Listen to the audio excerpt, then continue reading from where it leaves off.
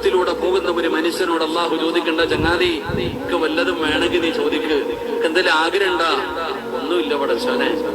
അള്ളാഹുവെ, നീ പരലോകത്ത് വന്നപ്പോ എല്ലാവരും പേടിച്ചു വിറച്ച് തലതാഴ്ത്തിയിരുന്ന ദിവസം നീ എന്റെ മുഖത്ത് സന്തോഷം തന്നു. ഞാൻ നരകത്തിന്റെ അവകാശിയ, എന്നെ അതിനകത്ത് നിന്ന് രക്ഷപ്പെടുത്തി സ്വർഗത്തിലേക്ക് കയറാൻ അനുവാദമില്ലാത്ത, അർഹതയില്ലാത്ത എനിക്ക് ഈ സ്വർഗം തന്നു പടച്ചവനെ. ഇത് മതിയല്ല, എനിക്കിതിനേക്കാൾ എന്താ വേണ്ട പടച്ചവൻ? അൽഹംദുലില്ലാ. അല്ല പിന്നെയും ചോദിക്കുന്നു, നിനക്ക് എന്തെങ്കിലും വേണമെങ്കിൽ ചോദിക്ക്, എന്തെങ്കിലും വേണമെങ്കിൽ ചോദിക്ക്.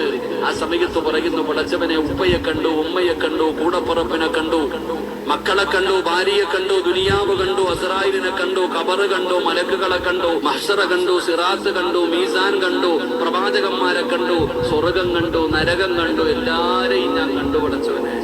നിന്നെ ഇതുവരെ കണ്ടില്ല അല്ലാ. പടച്ചവനെ, നിന്നെ കാണാൻ വേണ്ടിയാ ഞാൻ ജീവിച്ചത്. ഈ സ്വർഗത്തിൽ വന്നതുപോലും നിന്നെ കാണാൻ വേണ്ടിയാ പടച്ചവനെ. നിന്നെ എനിക്കൊന്ന് കാണണം തമ്പുരാനെ. ആ സമയത്ത് അല്ലാഹു സുബ്ഹാനഹു വ തആല തന്റെ മറയെടുത്തു മാറ്റും. എല്ലാവരും അല്ലാഹുവിനെ കാണും. അല്ലാഹു നമ്മൾ ആ കൂട്ടത്തിൽ പെടുത്തുമാറാകട്ടെ. അല്ലാഹുവിനെ കണ്ടുമുട്ടുന്ന ഭാഗ്യവാന്മാരിൽ അല്ലാഹു നമ്മളെ പെടുത്തുമാറാകട്ടെ.